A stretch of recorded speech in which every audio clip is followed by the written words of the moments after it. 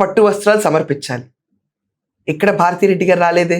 Of course ఇక్కడ అడగాల్సిన right కూడా మనకు లేదు.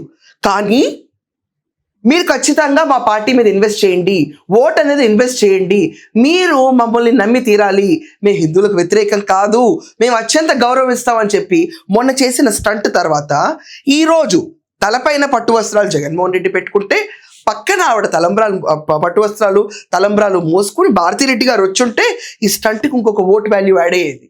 అడ్వర్టైజ్మెంట్ ఖచ్చితంగా స్కిప్ చేయకుండా ఏపీ జనాలు చూసేవాళ్ళు. కానీ ఈ రోజు మాత్రం భారతిరెడ్డి ఎక్కడా కనపడలేదు.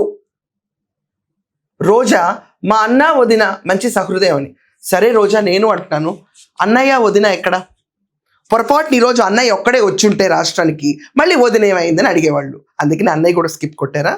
ఇదంతా కాకుండా జగన్మోహన్ రెడ్డి చాలా సునాయాసంగా శ్రీరామనవమికి కూడా నేను రావటం ఏంటన్న రీతిలో ఒక ట్విట్టర్ పడేస్తాడు. జస్ట్ ట్వీట్ అంతే, రాష్ట్రంలో మీరు అందరూ అలా ఉండండి అంతే, నేను శుక్రవారం రోజు స్పెషల్గా ఉండి శ్రీరామనవమికి అటెండ్ అవ్వాల్సిన అవసరం లేదు. ఇక్కడ ఇంకొక బ్రేక్ లేని అడ్వర్టైజ్మెంట్. ఆ ట్వీట్ ఏంటో చూపిస్తాను.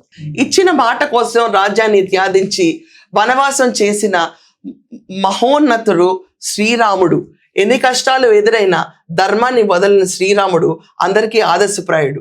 ఆ సకల గుణాభిరాముడు శ్రీరాముడు దివ్య ఆశీస్సులు అందరిపైన ఉండాలని మనస్ఫూర్తిగా కోరుకుంటూ ప్రపంచవ్యాప్తంగా ఉన్న తెలుగు ప్రజలందరికీ శ్రీరామనవమి శుభాకాంక్షలు. #రామనవమి.